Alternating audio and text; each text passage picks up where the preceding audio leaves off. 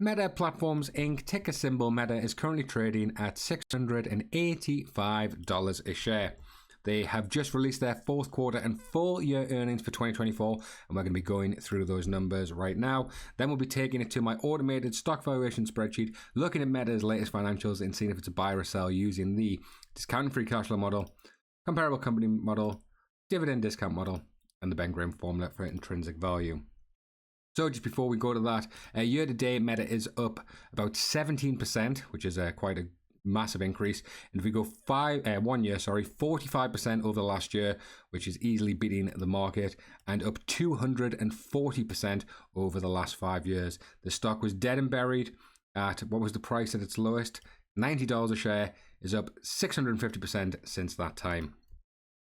So let's have a look at their earnings. This is a little excerpt here. We continue to make good progress on AI glasses and the future of social media, said Mark Zuckerberg, Meta founder and CEO. I'm excited to see those efforts scale further in 2025. That's a beautiful statement. But anyway, we have the 3 months ended of December 23, 3 months ended 24, and then we have the 12 months ended as well. Revenue in the last 3 months is now 48.3 billion, up from 40 million in the prior year, and for the full year that's 164.5 billion, up from 134.9. So massive revenues increase. We'll be breaking down the different segments, but first, profit 14 billion up to just shy of 21 billion, and on the full year that's 39, now up to 62.3. So these are massive increases. 22% in revenue, but a 59% increase on the profit. We have here some operational and other financial highlights. Family daily active people DAP was 3.35 billion for the average of December 2024. It's a 5% increase. Ad impressions across our family of apps increased 6%, 11% year on year in the fourth quarter, respectively.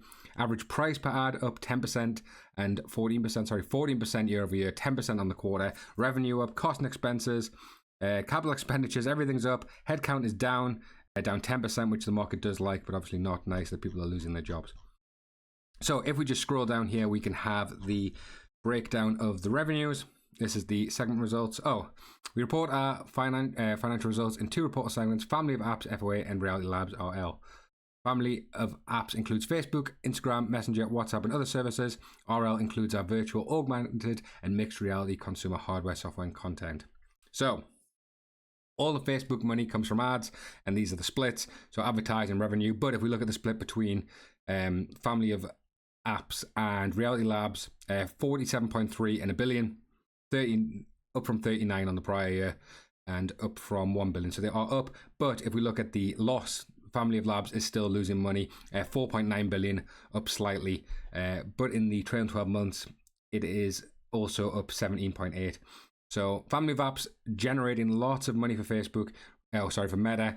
Reality Labs, not so much. So let's have a look at my automated stock valuation spreadsheet. If we put in the ticker Meta, this will load up all the latest company financial data and we can have a deeper look. If you're interested, check my Patreon. It's the $4 tier, but we'll talk about that more later. So $689 a share, a market cap of 1.7 trillion. PE ratio of 28.56, which if we look, it's actually lower than the market average, which is currently at 30.2. So this suggests that Meta is undervalued even at this point. Earning per share, $24.13, and a beta of 1.19, meaning it is slightly more volatile than the market. Analysts do think it's a buy. A target price of $727.88 a share. Sorry, just grabbing a drink of water there. They do pay a dividend. This is relatively new. They pay a 0.30%, which gets you $2.07 a share. Is it a safe dividend? Yes, it is. They pay 4.5 billion. And in terms of the net income payout ratio and free cash flow payout ratio, it's 7.2 and 8.3% respectively. Buy before the 16th of March if you want to get paid this quarterly dividend. So we have the numbers here, but let's just look at the revenue. Obviously, trailing 12 months is out as the 2024 numbers. It's a full year, and they're at all-time highs, 163.81 billion. They've gone from strength to strength and consistently increased their revenues.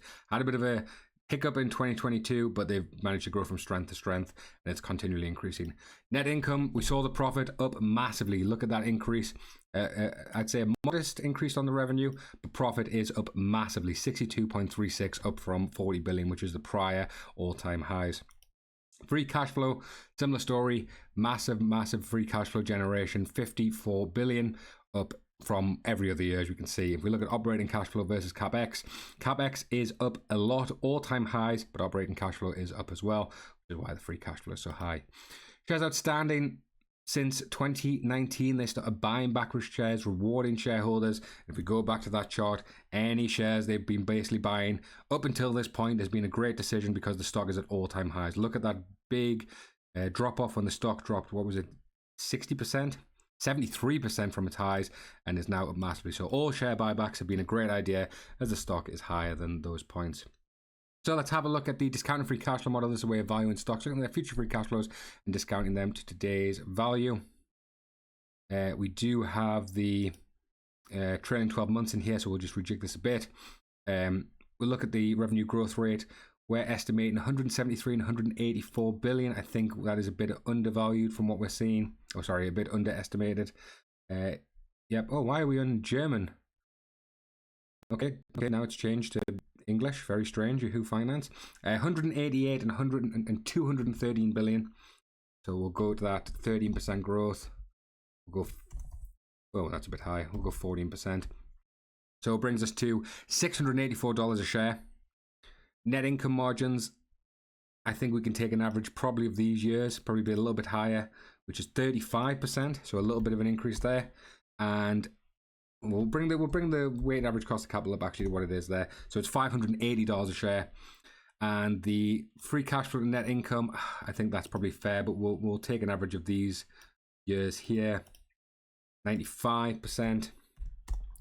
So currently puts it at 590, but this weighted average cost of capital is higher. We normally have a slightly lower, which puts it at $710 a share, which is quite interesting because I would not have had Meta a buy on the discounted free cash flow model, but when they're generating massive cash flows like this, or free cash flow like this, I can see it now. It's all-time highs. Very good for Meta. A dividend discount model, we can't look at that because we've only paid the dividend for 1 year, so we'll be able to check this in the future as they start paying more dividends. Ben Graham formula for intrinsic value. Let's see if he likes it. Currently hits every single stock I put in because of the high interest rates. Meta is supposedly going to grow in the next year around about 15.6%. $490 a share. So let's have a look and see what the AAA bond yield is at the minute. Still 5.2. If we were able to get, let's see when it would have been a buy. If we take that down to 5, 4.5, 4, 3, well 3. So yeah, we'd need to get back down to the sort of 3.8, 3.94% for this to be a buy on the Ben Graham formula for intrinsic value. Currently hits every single stock. Finally, we'll look at the comparable company model. This is where valuing stocks, looking at their competitors, and then seeing if they're a buy or a sell. And the metrics we're looking at revenue growth rates, EBITDA, net income, profit margins, price of sales, price to book PEG, which is Peter Lynch's price to earnings growth. But then the specific metrics are EV to revenue, EV to EBITDA, PE, and forward P. So if we put in tickers, it'll load it up. So let's go with Goog, which is Alphabet Inc. Very similar in the digital advertising space. We will do, I suppose, Apple, AAPL. And unfortunately, the only other ones like that are similar social media companies, things like Snap and Pinterest, but they're no any other size, so it's not really a fair estimate. And we'll go with Microsoft, ticker MSFT, which is, LinkedIn. Well, obviously more other things, but more related to Facebook, LinkedIn, and AI. So,